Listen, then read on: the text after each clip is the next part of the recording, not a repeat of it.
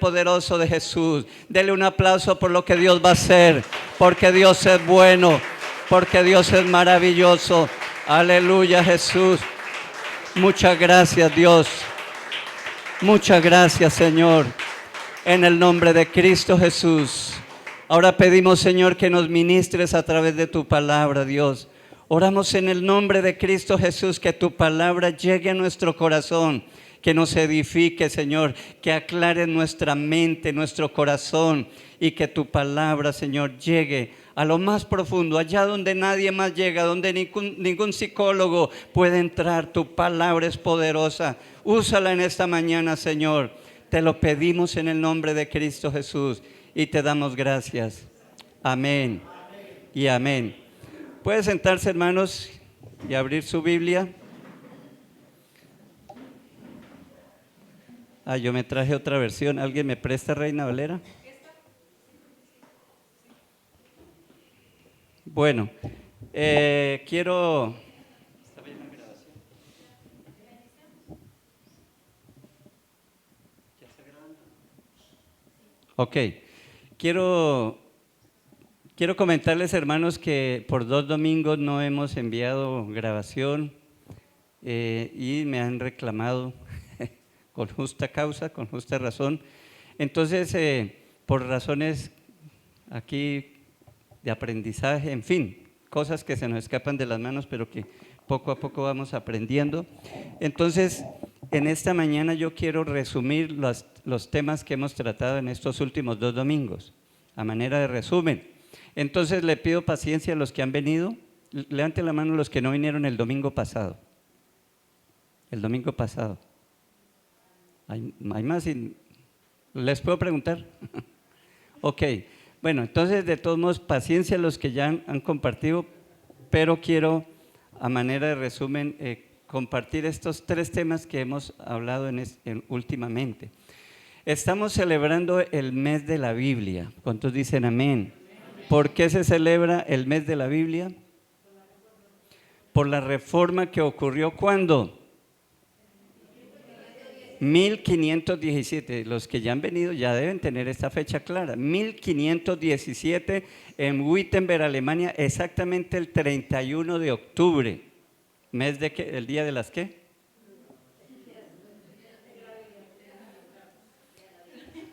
Ese fue el día en que Martín Lutero puso en la capilla de Wittenberg, Alemania, las 95 tesis diciendo: necesitamos evaluar nuestra vida, nuestra conducta, la práctica de nosotros como cristianos y como iglesia, porque la Biblia dice una cosa y nosotros estamos haciendo otra.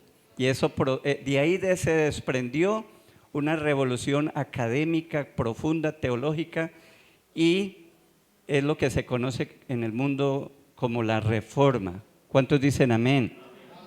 Antes la Biblia estaba en latín, era prohibido leer la Biblia. Solamente los clérigos, los sacerdotes, tenía que ser gente muy educada para poder entender la Biblia. La misa todo era en latín, o sea, había como una ignorancia tremenda. Y Martín Lutero empezó como a mostrar que nosotros estamos viviendo mal. Eso es la reforma. ¿Amén? Amén. La palabra reforma, ¿qué quiere decir? Reforma es volver a tomar la forma. En otras palabras, un proyecto empieza y se va deteriorando, se va desviando, entonces necesita volver a la forma original, ¿cierto? Entonces es eso, es volver, y eso básicamente fue lo que ocurrió. Y en los tiempos de Lutero, básicamente la iglesia tenía 3 puntos que decían: la autoridad está en la Escritura es autoridad, pero también lo es la tradición. Durante siglos se habían formulado credos, se habían formulado doctrinas como la veneración a los santos. Dice la historia que en ese día sacaban el cráneo de Juan el Bautista, algunos huesos de los apóstoles, algunos pedacitos de madera de la cruz y pagaba a la gente para ir a verlos. Y el hecho de entrar allá, eso era algo glorioso porque la gente salía perdonada, solamente pagando unas sumas de dinero y pasando a ver eso. Entonces la gente estaba bajo esa ignorancia, pues si eso me ayuda para mi relación con Dios, para mi salvación, pues yo hago los esfuerzos que haya que hacer, ¿cierto? Y las indulgencias, ¿qué eran las indulgencias? Un certificado que venía firmado por él con el anillo del Papa y que le garantizaba que usted, cuando muera, no va a durar mucho tiempo en el purgatorio, sino que va a pasar rapidito donde San Pedro para que le abra las puertas y bueno, ¿cierto? Que si su papá se murió, entonces usted paga una buena suma de dinero y eso le va ayudando, le va ayudando. Hay uno de los encargados en Alemania, sobre todo, que fue en Alemania el que recibió la autorización del Papa para vender las indulgencias y repartían las ganancias tanto para él y como para la construcción de la Basílica de San Pedro. Él decía que mire, que era tan efectivo eso que cuando caía la moneda ya en el recipiente, el alma de su padre empezaba a salir. Hasta que salía y pasaba ahora sí al cielo. Entonces imagínense, y como le pintaban a uno, ahí fue cuando, en esa época fue, bueno, antes en la Edad Media, pintaron al diablo bien feo, con cachos, con cola, y la gente en llamas, o sea, era un terror terrible, un terrorismo espiritual. Entonces la gente se imaginaba a su papá por allá con llamas, uy, no, yo tengo que vender la finca, tengo que hacer lo que sea, pero yo tengo que sacarlo de allá. ¿Quién no? ¿Quién no? Entonces eso representaba ¿qué? Mucho dinero. Y la gente estaba entonces relajada porque pagaba ese certificado y ya sabía que no importa si peca aquí todo lo que sea, ya sabe que tiene garantizada la entrada al cielo. Amén. Entonces Lutero dice, pero es que eso no es.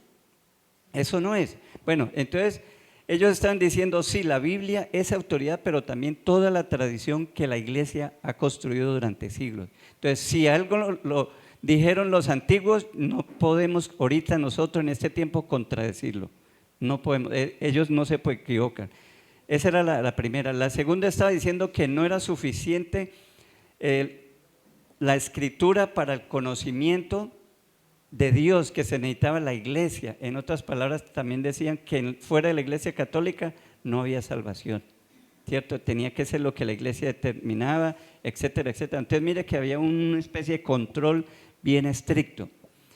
Y en últimas, que por encima de la escritura y de la tradición estaba ¿quién? La máxima autoridad, ¿quién es? El Papa. El Papa, porque el Papa es ¿qué? Infalible, él no se equivoca. Entonces, si él determinó tal cosa, eso es así. Entonces, mire que ese es el contexto en el que surge la reforma. Entonces, Lutero es resultado del Renacimiento. El Renacimiento fue un mover que llevó a la gente a estudiar los clásicos, un revolver. Por eso se llama renacimiento, volver a los antiguos, volver a lo clásico, a Homero, a Platón, a Aristóteles, a Sócrates. Entonces la gente empezó a estudiar los idiomas antiguos, a rescatar literatura, etcétera, etcétera. Y ahí aprendió el griego, ahí aprendió el hebreo, el arameo, y entonces él pudo estudiar la palabra en esos idiomas.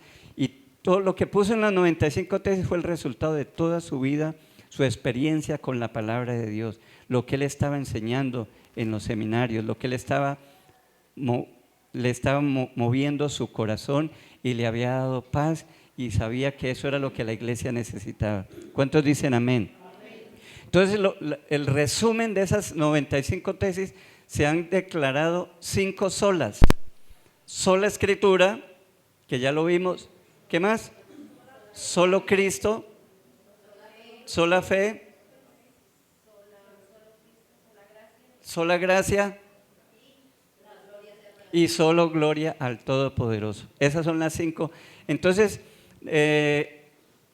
hemos visto 3 y voy básicamente a compartir eso. No sé si hay preguntas hasta el momento, hermano. ¿Está claro qué fue la reforma? ¿Qué implicó el contexto más o menos? ¿Más o menos? Ok. Voy a leer este pasaje que no lo tienen ahí, pero lo vamos a... La sola escritura, esa es la primera cosa. Martín Lutero dice, no, es que si la Biblia no lo dice, ¿por qué un ser humano tiene que decirlo? ¿Acaso es que Dios no es superior a cualquier ser humano?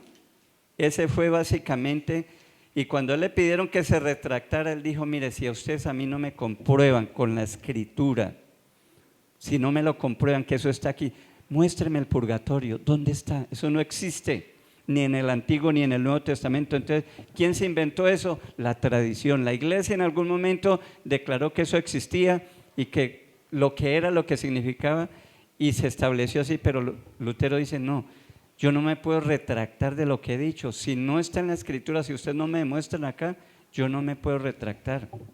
Y que Dios me ayude. Amén. La sola escritura, porque él entendía que era la palabra de Dios y porque la misma palabra transformó su alma, su corazón. Mire lo que dice Salmo 19, voy a leer unos versículos.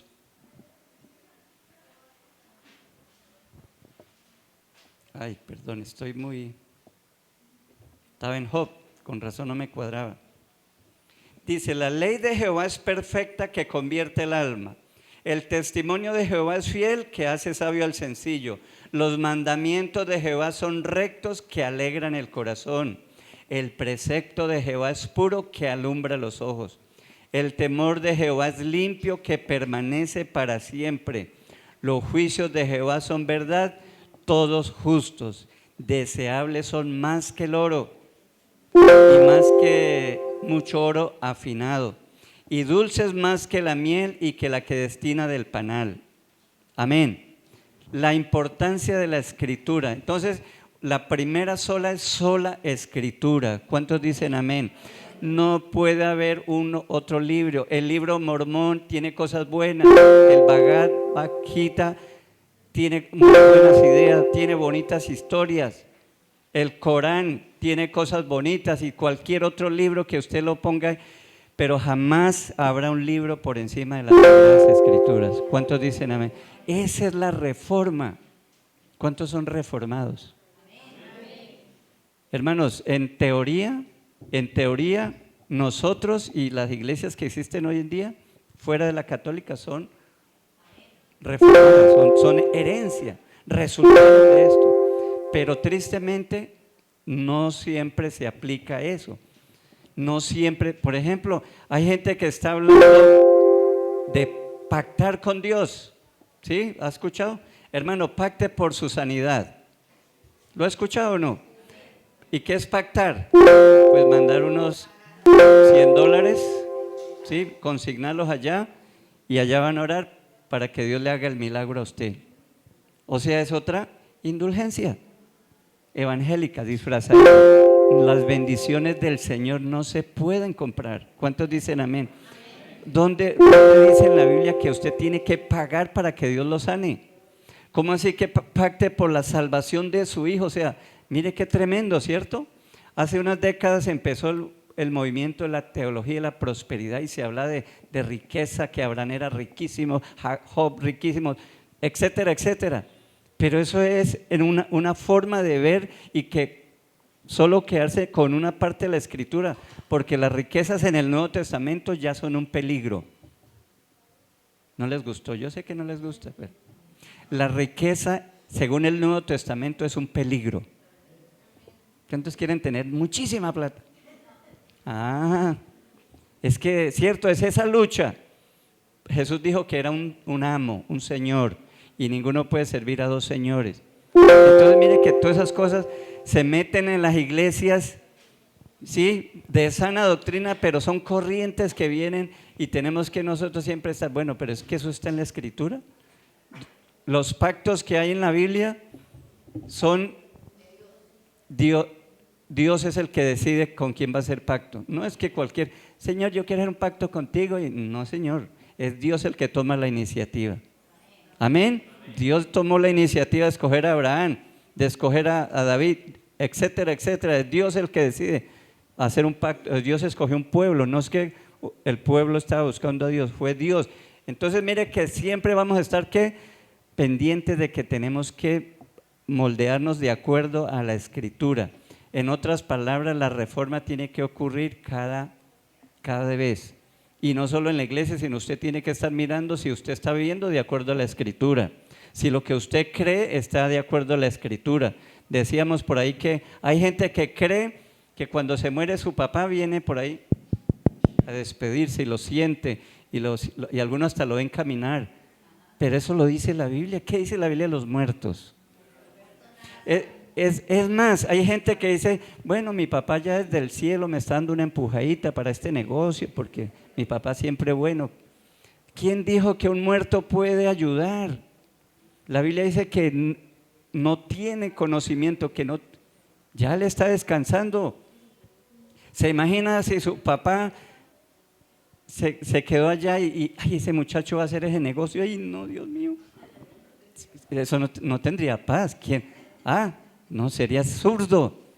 Pero son creencias, son cosas que existen por ahí en la sociedad y a veces nosotros las creemos. Es que yo se lo digo, hermanos, porque es que una vez lo escuché a un gran pastor que yo admiro, un hombre, y él decía, celebramos algo en la iglesia cuadrangular, él decía, yo sé que nuestra hermana fundadora Macpherson allá en el cielo se está gozándose al ver cómo el evangelio se lleva a todas las naciones.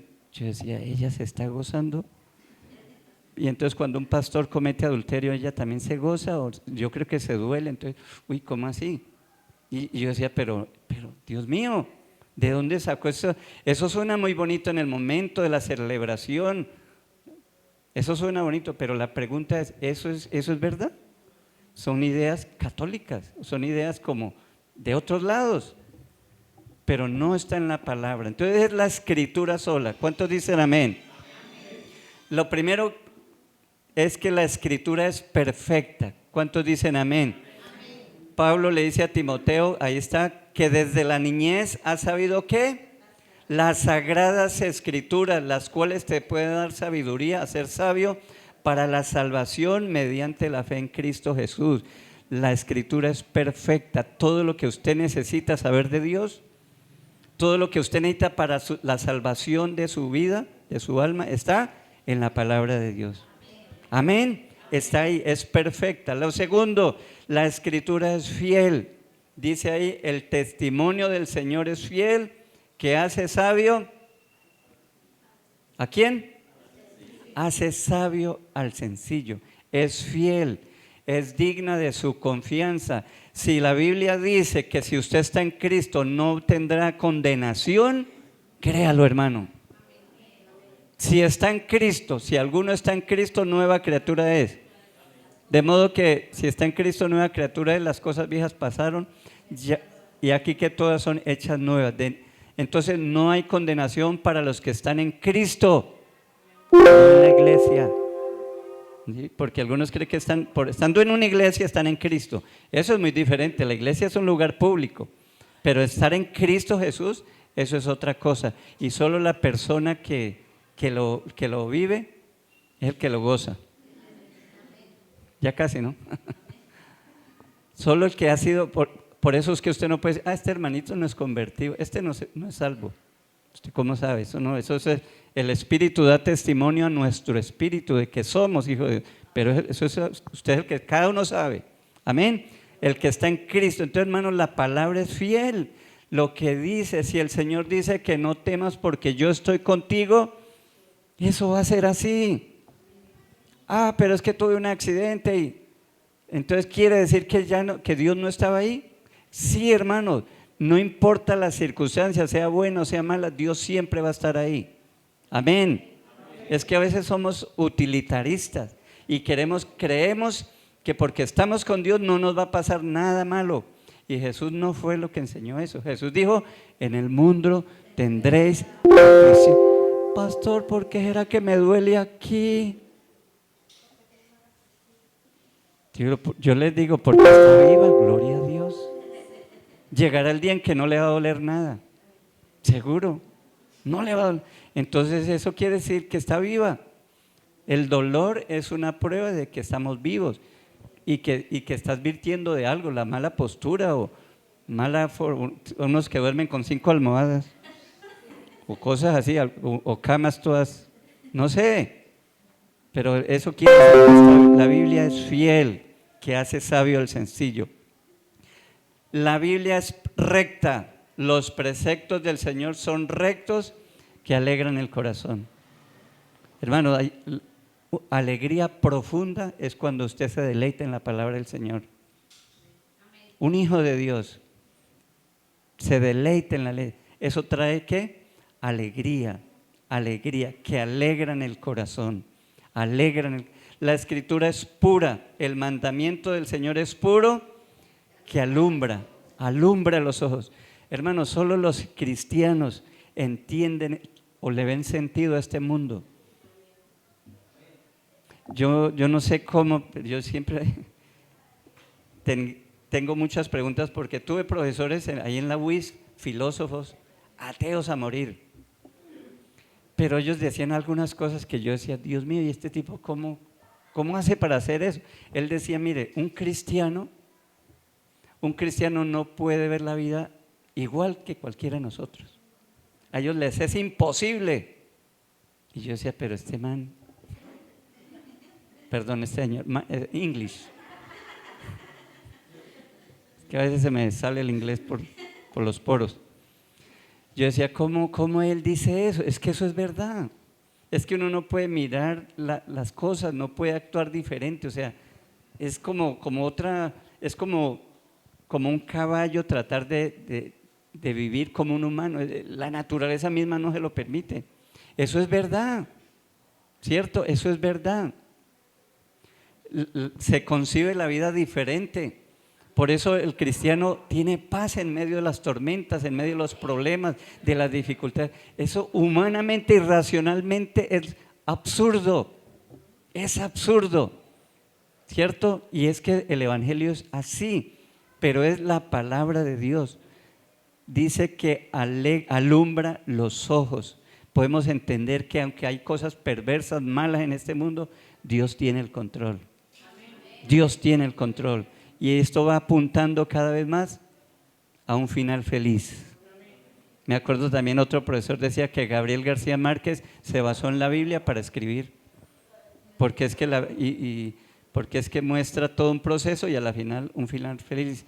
Pero yo diría que todas las películas, de hecho cuando una película termina mal, uno dice, ¿cierto? Pero cuando la pareja se reconcilió y comieron perdices, fueron felices, se la recomiendo, pastor. Pero cuando terminan malas, pero es que esto es de la Biblia, hermanos. Es que en la Biblia Dios creó algo bonito, esa gente pecó, le dio la espalda, se matan unos con otros, un desorden, violencia, etcétera, pero al final hay un final feliz. Hay un final feliz. Dígale que tiene al lado, hay un final feliz. Cielo nueva, tierra nueva, cielo nuevo, tierra nueva, donde mora la justicia, donde ya no habrá enfermedad, donde ya no nos vamos a envejecer así todos. Cierto que en estos días hablamos con Janet que hace unas 2 décadas atrás nosotros hablamos de nuestros padres que ellos que los sartán, que amlodipino, que no sé qué, y ahora somos nosotros. Ay, no, es que tengo una cita. La suegra que si puede venir con nosotros, no, es que tengo una cita, y ahora resulta que nosotros también tenemos citas. Cosa rara, ¿no? Gloria a Dios. La escritura es limpia. El temor del Señor es limpio, que permanece para siempre. Hermano, la Biblia nunca va a pasar de moda. Nunca va a pasar de moda. Siempre estará vigente. En todas las generaciones, los millones y millones de seres humanos que han pasado por la tierra y han venido a la Biblia, han tenido aliento, esperanza, fortaleza.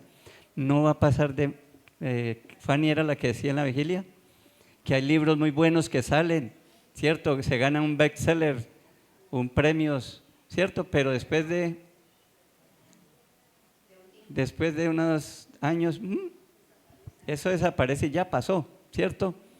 Eso no, pero la palabra del Señor es para siempre. Dice, los juicios del Señor son verdaderos, todos ellos justos, todos ellos justos.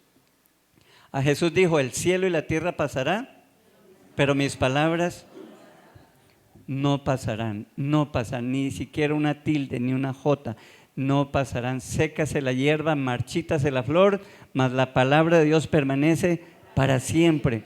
Y siempre será alimento y fortaleza para todo ser humano. ¿Por qué? Porque las necesidades del ser humano básicamente son las mismas. Yo le digo a los estudiantes del seminario, yo he aprendido que Jesucristo es el mismo ayer, hoy, por todos los siglos. Pero el ser humano también es el mismo ayer, hoy y por todos los siglos. Porque la historia se repite, la maldad, la perversión. O sea, eso es un ciclo y las mismas necesidades de afecto, de amor, de valía, de sentido de la vida. Todo eso es las necesidades, el hecho de comer. O sea, si uno mira la historia de la humanidad, las necesidades de ahora son las mismas de siempre. Bueno, ahora que de pronto hay más necesidades porque nos las crean los medios de comunicación y usted cree que necesita muchas cosas para ser feliz y qué sé yo, pero eso es un materialismo que nos controla, que nos maneja. Pero las verdades, las necesidades básicas, profundas del ser humano siempre son las mismas y la palabra de Dios siempre suplirá esa necesidad. ¿Cuántos dicen amén? ¿Cuántos aman la palabra de Dios? Yo le pregunto, ¿usted la está estudiando, la está meditando, cada cuánto la lee? ¿Qué le impide a usted estudiar en la escuela bíblica? ¿Es gratis? ¿Es a distancia? ¿Qué más? Más barato no se puede. Entonces, el que entendió, entendió. Si alguno quiere estudiar, hable conmigo que todavía está gratis. Esa es la primera sola escritura.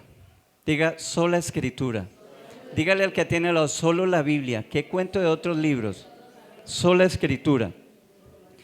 El otro sola es solo Cristo.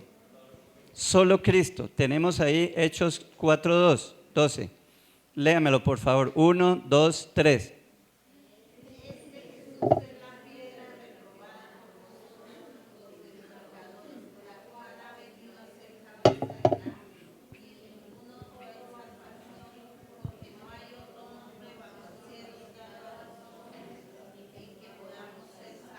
Amén.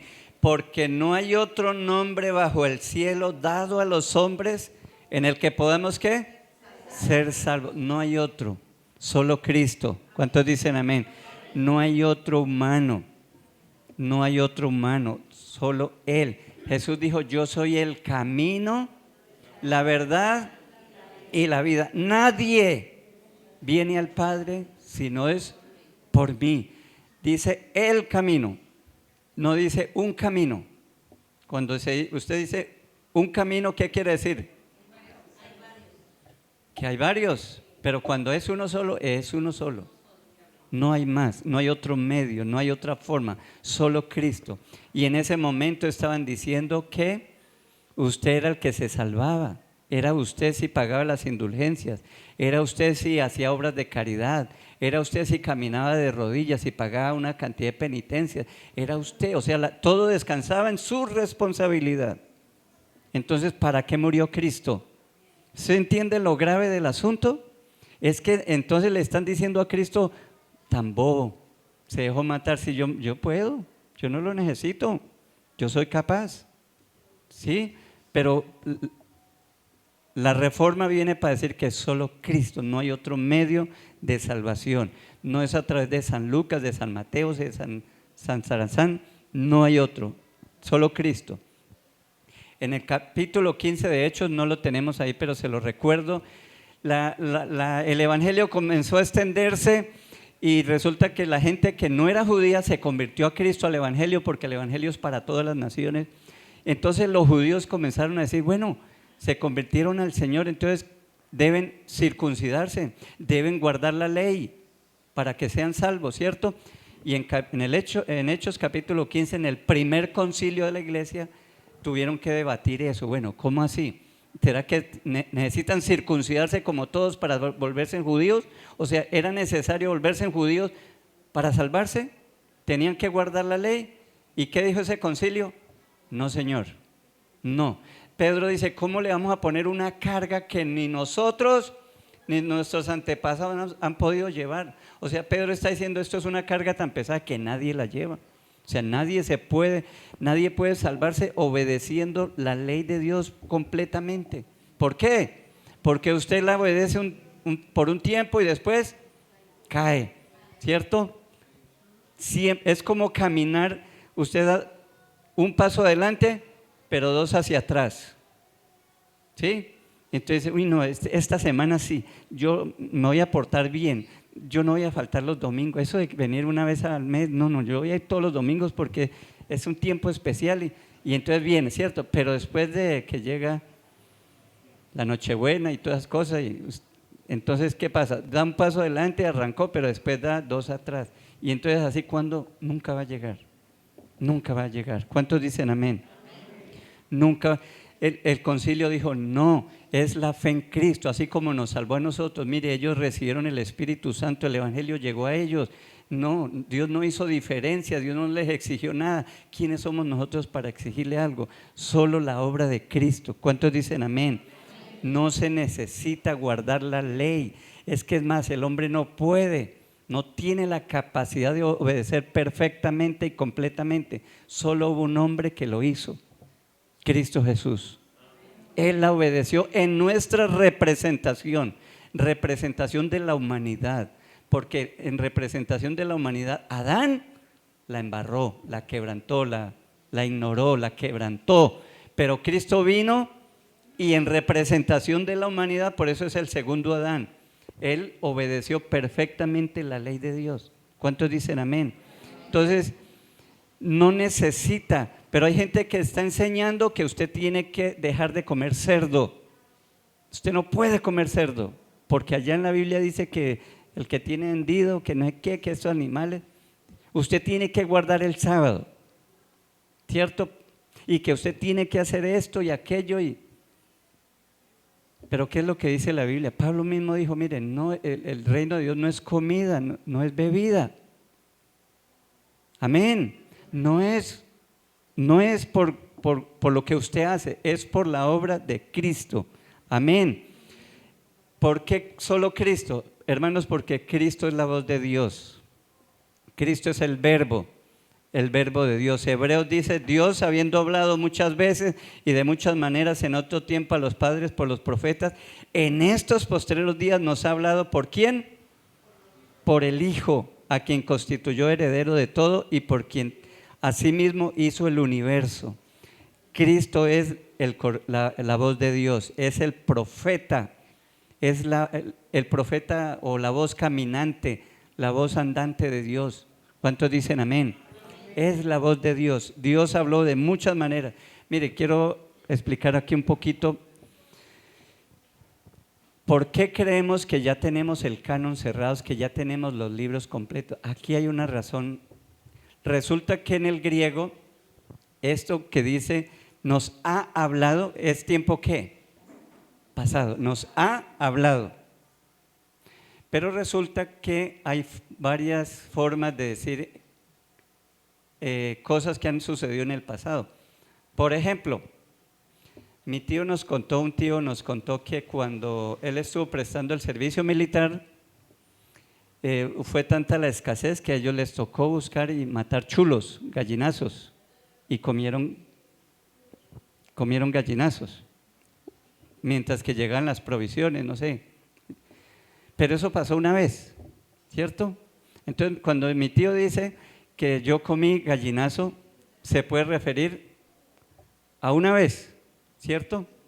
Pero resulta que también en las fincas les daban gallinas, les daban cosas, ¿cierto?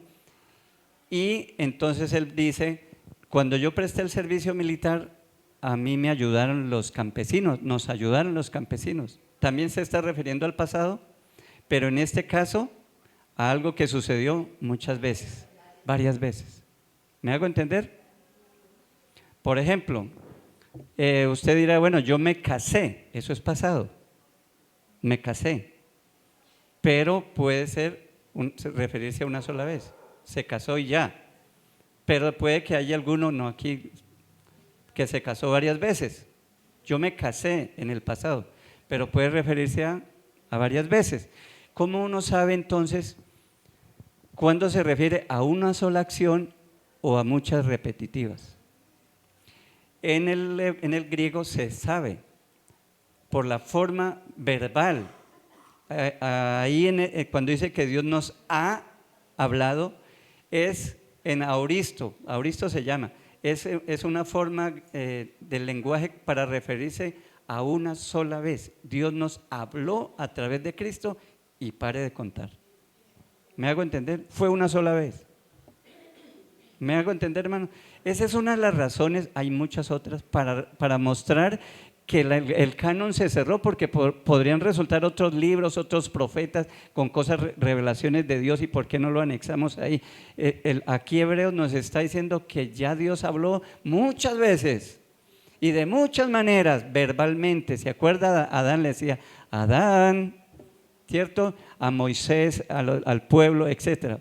Le habló auditivamente, a otros les habló a través de sueños, a otros a través de los profetas. Dios dice, nos ha hablado de muchas maneras, en otro tiempo a los padres por los profetas. En estos postreros días nos ha hablado por el Hijo, y está usando el auristo. Entonces, ¿qué quiere decir? Que la voz de Dios ya se cerró, la voz o la revelación de Dios, quiero aclarar. Eso no quiere decir que un día usted escuche la voz audible de Dios. Para Dios no hay nada imposible. Dios puede hacerlo y algunos lo hacen, ¿cierto? Pero eso no es el modus operandi. Eso no es lo normal. Lo normal está aquí, ¿cierto? Esa es la excepción. Un pastor que el Señor le mostró que pues lo guió, dice él, que para sanar a los enfermos tenía que darles un golpe. Entonces los enfermos pasaban adelante y él salían para la clínica. No, salían sanados. Según ellos salían sanados.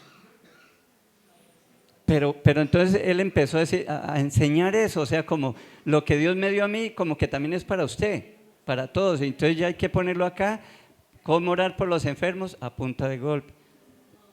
Pero no, si el Señor le dijo a él, hágalo usted, pero eso no es doctrina. Eso no es doctrina, porque la doctrina ya está. Pablo dijo a los Gálatas, mire, no hay otro evangelio. Si alguien les viene predicando otro evangelio, considérenlo anatema. No, porque no hay. Es más, dice Pablo, si alguno de nosotros, siendo apóstol, oiga, siendo apóstol reconocido, dice, si alguno de nosotros o un ángel del Señor viene a traerles otro mensaje, no, Señor. ¿Por qué? Porque sencillamente Dios no inventa, Dios no prueba, Dios no ensaya. Dios lo que dijo, lo dijo. Ya. Dios establece las cosas, no es, vamos a ver qué pasa, ¿cierto? Hay una forma de mostrar la teología como que Dios creó al hombre, y cuando Adán falló, dijo, Dios, ¿y ahora qué vamos a hacer? No, pues entonces hagamos el plan de salvación. Eso no lo enseña la Biblia. La Biblia dice que el plan fue hecho antes de la creación. ¿Cuántos dicen amén? Y fue a través de Cristo. Cristo es la única respuesta a nuestro pecado. ¿Cuántos dicen amén? Él es el Cordero de Dios que quita el pecado, lo quita, no lo tapa. En el Antiguo Testamento el propiciatorio era eso, era taparlo, para que no viniera la ira de Dios sobre la persona. Era una curita. Sí, era una curita sobre un cáncer. Pero cuando Cristo viene, Él lo quitó definitivamente. ¿Cuántos dicen amén? Lo quitó definitivamente. Él es el Cordero de Dios, el Cordero de Dios que quita. Todos los corderos que llevaban continuamente, mire, y póngase en el lugar de las personas. Básicamente era una manera de decirle, usted es un pecador, usted no se puede salvar. ¿Por qué? Porque siempre que iba al templo del Señor tenía que llevar ¿qué? un cordero. Tenía que llevar, nadie se podía presentar con las manos vacías. ¿Por qué? Porque siempre había algo que en lo que había fallado y tenía que tener el perdón de Dios para poder tener comunión con Dios. ¿Cuántos dicen amén? Entonces eso en sí era un recordatorio todos los tiempos que la gente iba al templo de Dios, era decirle: usted es un perverso, usted es un pecador, y mire, volvió y la embarró, y vuelve y hágale y hágale. O sea, y ellos se esforzaban por obedecer la ley, por cuidar, por agradar a Dios, por luchar, y siempre tenían que, ¿por qué? No puede. Solo Cristo es el único sacrificio, la única respuesta a nuestro pecado. ¿Cuántos dicen amén? Por eso es que es solo Cristo. La otra es que Cristo es el sustituto perfecto. Dice: al que no conoció pecado, por nosotros lo hizo pecado, para que nosotros fuésemos hechos justicia de Dios en él. El que no conoció pecado. ¿Quién no conoció pecado? Levante la mano. Cristo fue el único que no conoció pecado y se hizo humano, se hizo como uno de nosotros. Dice Timoteo: porque hay un solo Dios y un solo mediador entre Dios y los hombres. Y por si no sabe quién es, ahí dice, Jesucristo hombre. Jesucristo hombre. No hay sino un solo Dios y un solo mediador. Dígale al que tiene al lado: solo Cristo te salva. Solo Él es suficiente. Cristo es el mensaje que predicamos. Dice Pablo: así que, hermanos, cuando fui a vosotros para anunciaros el testimonio de Dios, no fui con excelencia de palabra, de sabiduría, pues me propuse no saber entre vosotros cosa alguna, sino a Cristo y a este crucificado. El evangelio que predicamos, ¿qué es? ¿El evangelio qué es? La obra de Cristo. La salvación a través de Cristo es Cristo. Y por último dijimos que Cristo es la única esperanza. Colosenses 1 dice: de la cual fui hecho ministro según la administración de Dios que me fue dado para con vosotros, para que anuncie cumplidamente la palabra de Dios, el misterio que había estado oculto desde los siglos y edades, pero que ahora, ahora ha sido manifestado a sus santos, a quienes Dios quiso dar a conocer las riquezas de la gloria de este misterio entre los gentiles, para que Cristo en vosotros, que es Cristo en vosotros la esperanza de gloria. Dígale al que tiene al lado: Cristo es tu única esperanza. Gloria a Dios. Sola Escritura, solo Cristo. ¿Quedó claro? Y sola fe. Sola fe. Porque en el Evangelio la justicia de Dios se revela por fe y para fe, como está escrito: mas el justo por la fe vivirá. Este fue el versículo que movió el corazón de Lutero, y ahí se iluminó y él entendió que no era guardar, que no era a través de indulgencias, que todo eso estaba mal, que solo por la fe en Cristo la justicia de Dios viene, solo por la fe en Cristo. Romanos 5 dice: justificados pues, ¿por qué? Por la fe. A través de la fe tenemos paz para con Dios por medio de nuestro Señor Jesucristo, por quien también tenemos entrada por la fe a esta gracia. Mire eso, la entrada a la gracia es ¿qué? Según ese versículo, por la fe. La fe es el vehículo. Dice: por quien tenemos entrada por la fe a esta gracia, en la cual estamos firmes y nos gloriamos en la esperanza de la gloria de Dios. Concluimos pues que el hombre es justificado por fe sin las obras de la ley. Note eso, no es guardando el sábado, es guardando el domingo. ¿Sí?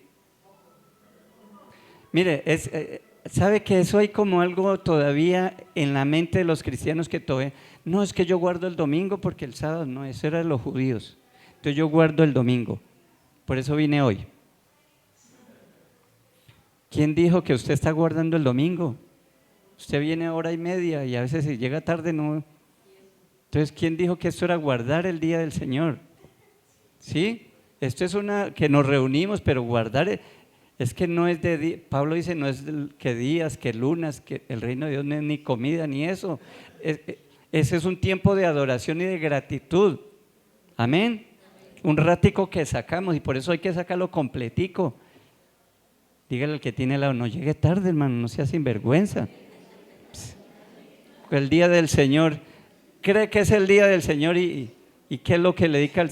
No, no es. Nosotros no guardamos el domingo, nosotros nos congregamos el domingo a adorar al Señor, pero también el miércoles.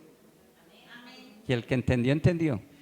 Los miércoles también nos congregamos acá. Amén. Entonces no es por guardar, dice que sin las obras de la ley, no es por obediencia. Cristo obedeció perfectamente la ley de Dios y lo hizo en nuestra representación. Y lo hermoso, hermanos, es que Dios nos ve a través de Cristo. ¿Qué dijo el Padre allá cuando Jesús fue bautizado? He aquí mi Hijo amado, en el que tengo complacencia, en el que me deleito, en el que alegra mi corazón. Qué hermoso, amén. Así nos ve el Señor. Cuando usted está en Cristo, cuando usted se arrepintió de su pecado y su maldad y viene a Cristo diciendo, Señor, perdóname. Cuando está en Cristo Jesús, Dios lo ve así. Pero ¿cómo se ve usted a veces? ¿Sí? ¿Me hago entender? A veces nos vemos con nuestros propios ojos, con nuestras propias obras. Uy, a veces sí, a veces no. Y por eso hay gente que a veces se siente salvo y están felices y contentos, se sienten seguros, pero a veces triste, a veces como que, uy, yo no sé, es que no fue el domingo, es que no hago eso, es que no, es que la salvación no es eso. ¿Cuántos dicen amén? Es por la fe en la obra perfecta y completa de Cristo. ¿Cuántos dicen amén? ¿Puede darle un aplauso a ese maravilloso Dios que lo hizo? Aleluya.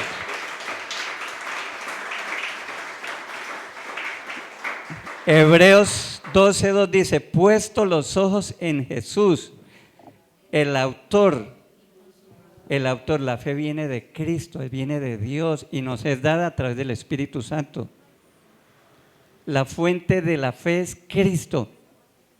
Mire que en la Biblia nosotros vemos gente que dice que fue el cieguito, llegó a Cristo y le dice, por tu fe, pero ¿cuál fe si él era un inconverso y él era, o sea, ¿en qué momento alcanzó el hecho de venir a Cristo? Ya era,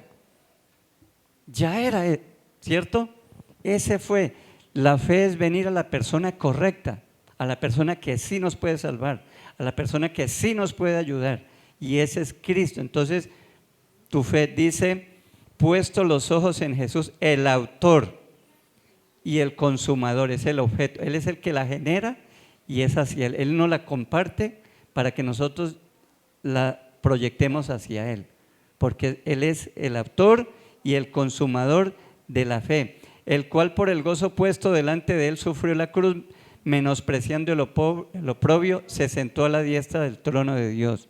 Y Efesios, porque por gracia, bueno, eso lo sabe usted, 1, 2, 3, porque por gracia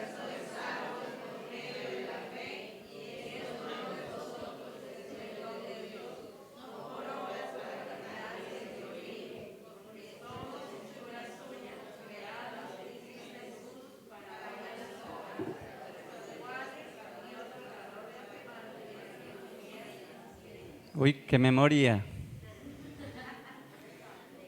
Porque por gracia sois salvos por medio de la fe, y esto no es de vosotros, no es suyo, hermano. No es porque usted ayune todos los días, no es porque usted venga a todos los cultos, no es porque usted, no.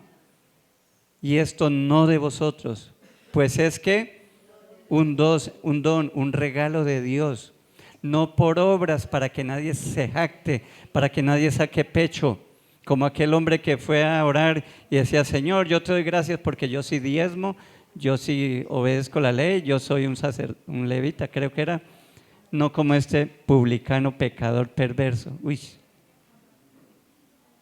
cierto, o sea, en otras palabras va y se presenta delante de Dios como decirle, oiga, usted me está debiendo porque es lo que yo hago. No, dice Jesús que aquel hombre que bajó la cabeza y dijo, ten misericordia de mí, fue justificado. Él sí, porque él sabía quién era en realidad. El otro, engañado por sus propias obras, pensando que era su esfuerzo, pensando que era su obrar, no fue justificado. Dice, no pues no es de vosotros, pues es don de Dios. No por obras para que nadie se jacte. Pero mire, hermanos, dice, porque somos hechura suya, creados en Cristo Jesús, ¿para qué? ¿Para qué lo salvó el Señor? Para hacer buenas obras.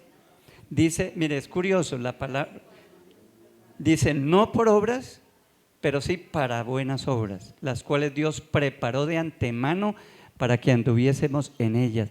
Entonces, no es la fe, o sea, las obras no nos traen la salvación, pero las obras son el resultado de la salvación. ¿Cómo sabe usted que es salvo?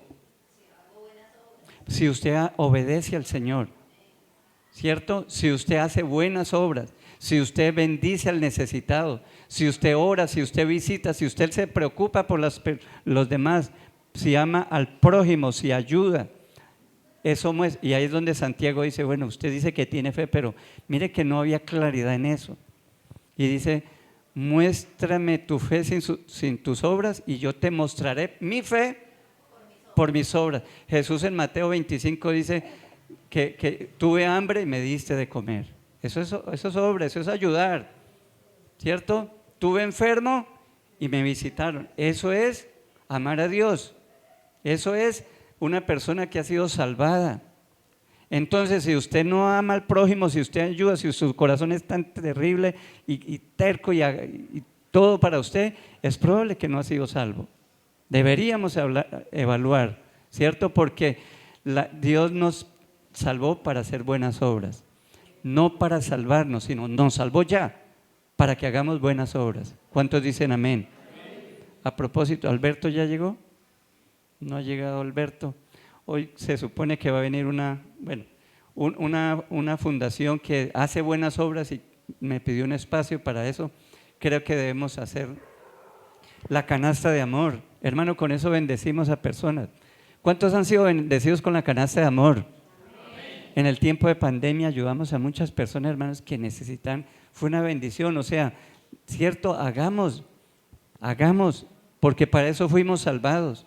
Es que como ya soy salvo solo por la fe, entonces no voy a hacer ninguna obra. Eso es absurdo. Fuimos salvados para hacer buenas obras. Dice la Biblia que por la fe Abraham obedeció a Dios. O sea, la fe y la obediencia van ligados, es el resultado. La fe y la obediencia, pero no obediencia para salvación, no obras para salvación, sino porque ya la salvación fue la gran obra que Dios hizo por nosotros. ¿Cuántos dicen amén? Eso es sola escritura, solo Cristo y sola fe. ¿Cuántos dicen amén?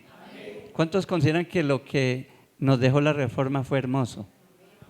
Es una bendición. Amén, hermanos. El próximo domingo terminaremos con las últimas dos solas que nos quedan para concluir. Póngase de pie, vamos a orar, vamos a darle gracias al Señor. Cierre sus ojos un momento.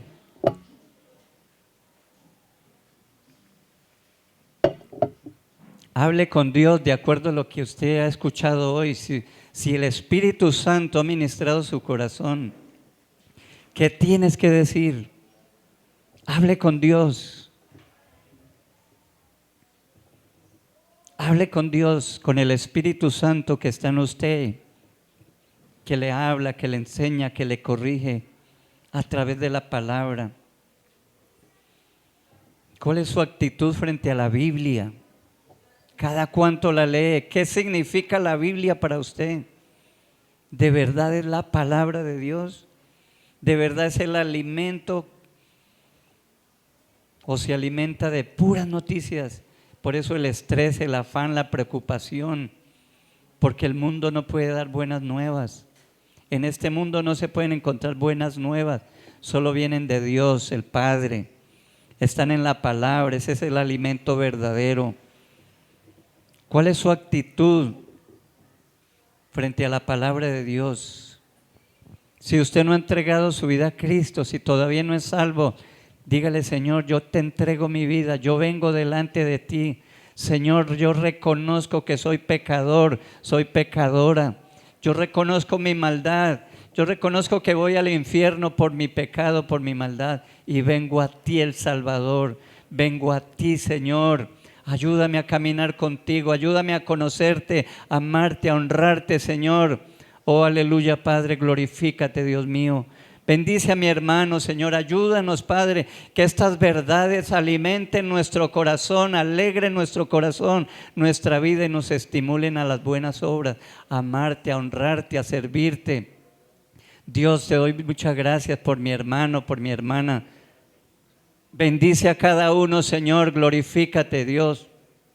Muchas gracias por ser tan maravilloso, tan bueno, Señor, con nosotros que somos tan malos. Oh, aleluya, qué hermoso saber que es tu obra y no la nuestra, Dios mío. Muchas gracias. Ayúdanos a honrarte, ayúdanos a amarte, ayúdanos a seguirte, Señor, a dar lo mejor de nosotros, nuestro mejor esfuerzo para ti, para tu gloria, para tu reino, para tu alabanza, para tu adoración, Señor. Oh, aleluya, Señor, muchas gracias. Perdona nuestra mediocridad, perdona nuestra negligencia, perdona nuestra insensibilidad a veces, Señor, con las necesidades de otros. Perdónanos, Señor, porque ese no eres tú, Padre. Señor, glorifícate, Dios, y ayúdanos, porque queremos honrar tu nombre, Señor. Queremos darte de tanto lo que tú nos has dado, Dios, lo maravilloso, tanta paciencia que nos das. Y a veces no le tenemos paciencia a los hijos, al cónyuge, al vecino. A veces no soportamos, Dios, cuando tú nos soportas cada día, Señor. Oh, perdónanos, Señor, y ayúdanos. Ayúdanos, Padre Santo. Te lo pedimos en el nombre de Cristo Jesús y te damos gracias, Dios. Amén y amén.